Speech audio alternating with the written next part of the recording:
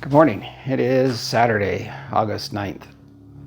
And after what turned out to be a rather long day yesterday, I finally got all my honey boxes pulled.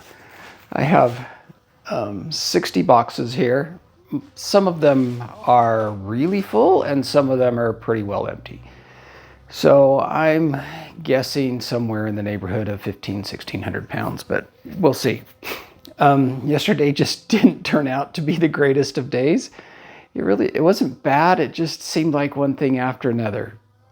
I started pulling honey boxes, and the little pump on the Honey B Gone bottle went out. So I had to come back into town and find a sprayer. And then my hive lifter quit working. It would go up, but it wouldn't come down. I've since got it back here to the home and into the shop, and when I tried it, it works fine. So I'm assuming maybe it just overheated, which it could have done out in the heat. And let's see what else went haywire yesterday. Oh, I have a little clipboard here that I keep all my hive notes on, and I'd left this in the trailer just sitting up on top of a stack, and it fell off during my travel. And then when I opened the door, the wind was blowing and all the papers just went everywhere. One of them went across the fence out into the field, and some of the horses out there kind of trampled on it, and I decided, okay, I just don't need that. What else seemed to go kind of haywire yesterday? I almost ran out of the Honey B Gone. I thought I was going to have enough, and just barely was able to get all my fume boards sprayed down enough that I could get my honey boxes off. And let's see what else kind of went wrong yesterday. It seemed to be one thing after another. But I finally got through it. It was a hot day. I ended up, because the hive lifter was not working, I ended up pulling my last yard by hand, and that was a chore, but I got it done. And surprisingly, I've got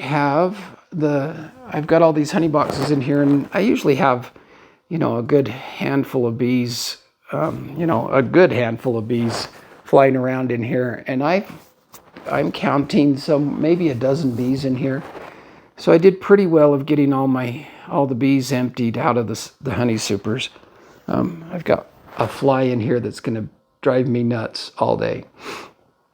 Anyway, the object of today is to start getting all this honey extracted. And I'll just show you my setup here and show you how I do it. Okay, so there's my 60 honey boxes, and I've got my capping tank here, and it's all set up ready to go. I use a Maxant capping plane. I like this better, and I'll tell you why I use it instead of a hot knife or a capping fork. There is a couple of things that I don't like about it. One of them is the switch for it isn't very far away from the handle. So as I'm standing here trying to extract or trying to uncap a frame, I'm constantly hitting the edge of this, as I pick it up, to get it up high enough so that I can pull down and extract uncap my frames. So that's one thing I don't like about it. The other thing I don't like about it is there's not any thermostat on it, and these do tend to get hot if you just let them sit, and they get too hot and then you burn your honey, and I don't like that. So what I've done this time is I've bought this little foot pedal, which is basically an on-off switch. And yes, it has this on-off switch, but to reach down with your sticky hands and turn it on and turn it off, this little switch just gets kind of gross. And so I bought this little foot pedal to turn it on and off with. Hopefully that works. That's an addition this year.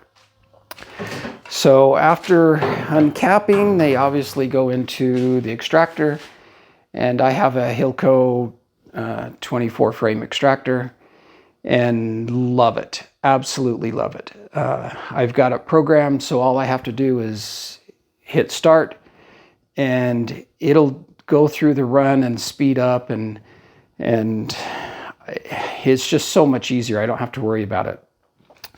Honey comes out of the extractor pretty normal. I have the double screens. A lot of people don't like the double screens, and I get it. I use the double screens. What I find is because I use the capping plane, I don't get as much wax pieces coming out of the extractor. So I don't get as much plugging up the screens. But if you use the capping fork and even the hot knife, you tend to get a lot of little pieces of wax.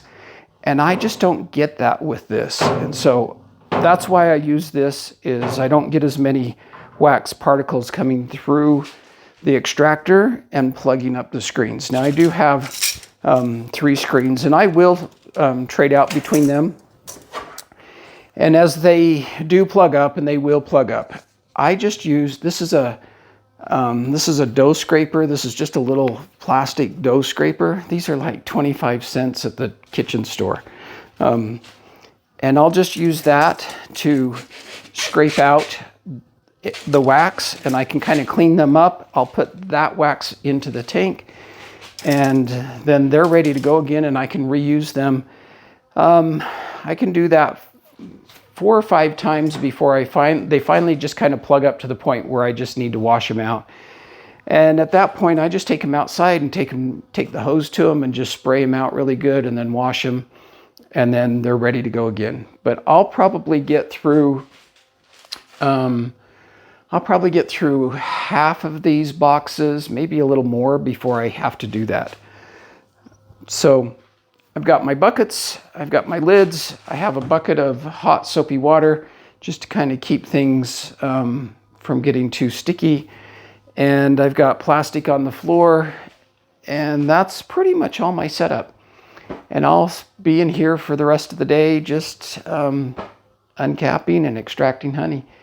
Excited to see how much we get this year. So leave your guess in the comment, and here in a couple of days, when I finally get a total count, we'll see who's the winner. Thanks for watching. I'll probably film a little bit here and kind of let you see the process in action. Not too exciting. It's just me, and I just kind of take it slow and do my own thing all day.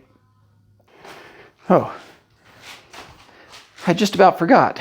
I do have one of these honeybee bucket alarms, and I'm going to put that on the bucket. Hopefully we don't spill anything. I've been pretty good, but there's always the chance. Bruce had one of these down at his place when I was down there, and I'm like, okay, that's going to be a necessary purchase for me. So I ordered one. My only slight complaint with it so far is the sound. If I lift this up, I wish it was a little louder, and I wish it wasn't quite as high pitched. Sometimes us old guys have a harder time hearing those high pitches. I can hear that one, but I do wish it was just a bit louder and not quite that high of a pitch. But I think it's going to be great. Hopefully I can hear it while the extractor and everything's running in here. and not overflow any buckets. I haven't done that for a while, but it's going to happen again. So this is going on the bucket. All right, here's the capping plane in action. I've let it set for a second, so it's a little bit warm. But you can see I can get most everything. I don't have too much left, but even if I get something in the corner,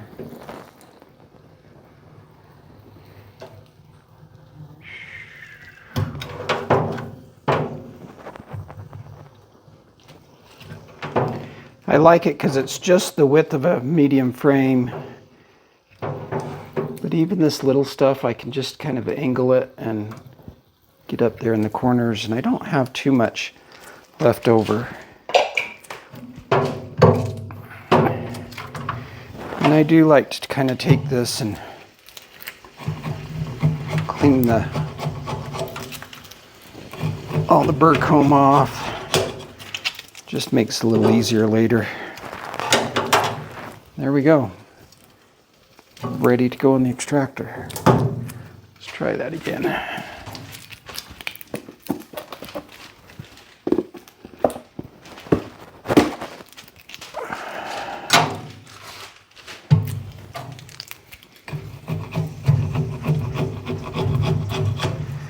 All that wax might as well go into my capping tank.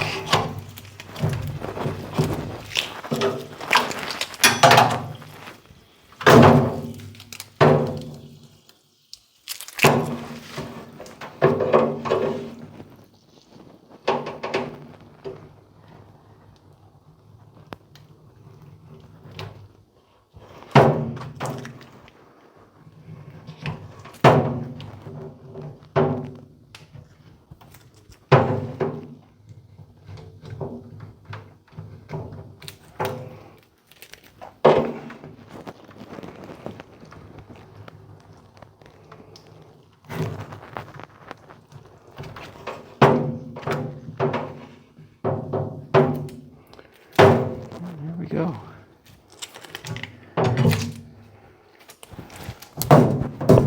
20 more to go and I'll have enough for that extractor. Okay, I've got my first batch done and ready. That's as much cappings as I got out of it. And I've got them all loaded into the extractor. Let's close the lid.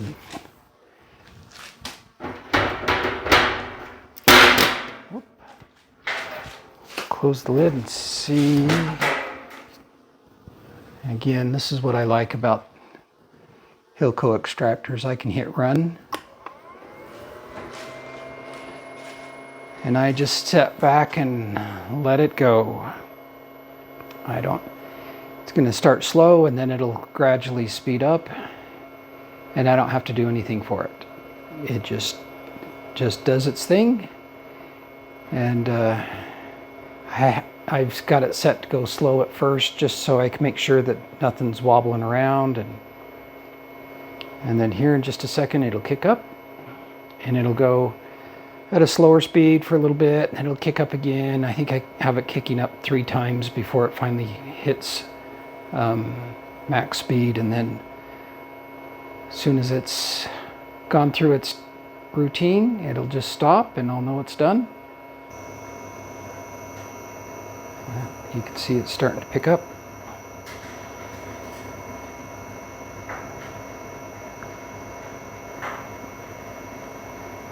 And if I've got it balanced,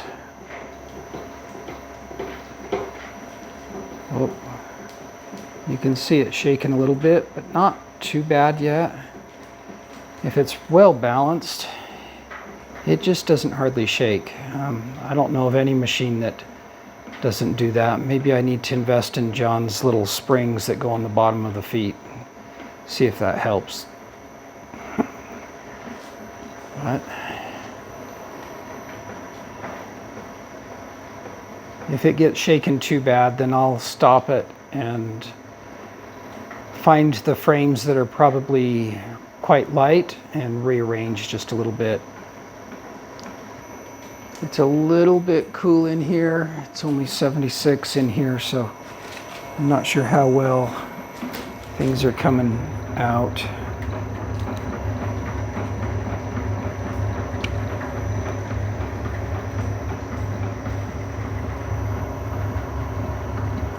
It's spinning, but it's not draining real quick.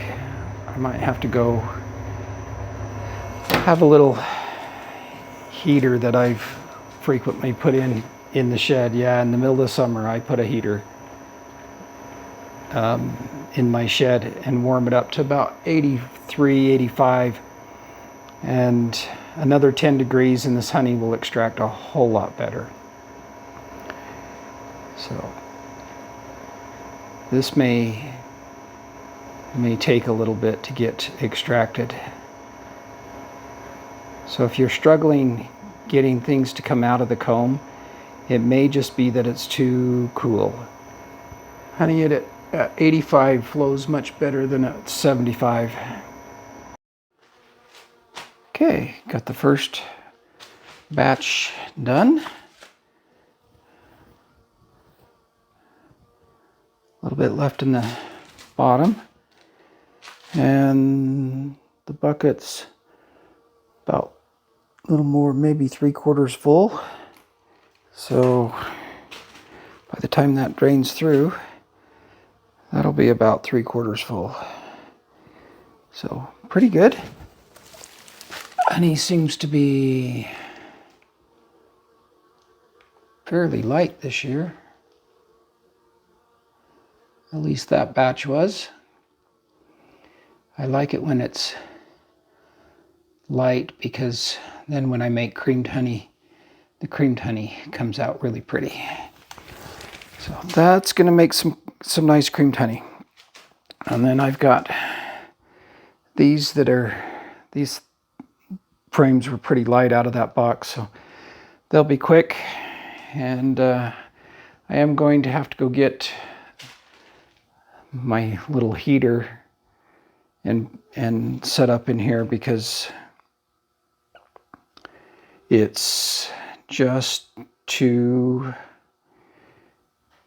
cool and the honey doesn't flow very well, so we're gonna have to change that. But there's my setup, and this is where I'm gonna live for the next day, maybe 2, and we'll just get her done. All right, just a quick update. It's the end of day 1, and I am about halfway through my boxes and not getting quite as much honey as I thought I might, but that's okay. These boxes over here are the ones I've been through, and got them done. What I'm finding though is the honey this year is super thick. I am typically in the neighborhood of 16% moisture content. That's pretty normal for me. This year, the first batch I checked was closer to 13, and then this next 2 batches I checked were somewhere between 14 and 15. And it's just made this honey just a pain to get out of the comb. I had to adjust this controller and the timing on that. I have it programmed just to run, which I absolutely love. The interface on this is not very friendly, but once you kind of figure out what you're doing, it's doable. So I had to add probably 6 to 8 minutes to the whole cycle just to get the honey extracted and flung out of those comb. It is just so thick. The other thing I did, it was about 75 in here. So the other thing I did was I went out and got my little baseboard, portable baseboard heater, and I brought it out here. And yes, I turn on a heater in the middle of the summer in my shed. And now I've got the temperature up to about 85, so another 10 degrees. And that 10 degrees is kind of making the difference. It's helping, but it's just so thick that the honey's just not going through the filters well at all. It's just taking its time, so I was hoping to be almost done today, and I'm about halfway done. But it is what it is. We'll just take it. The honey's really good, but it's super dry. And I think that's just a reflection of our super dry summer. We haven't had rain. I don't know when the last time we had any measurable rain. I think that was first part of July, and I had like 0.03 or something. And that's about it. So we could use some rain. And anyway, there we go. There's the end of day one.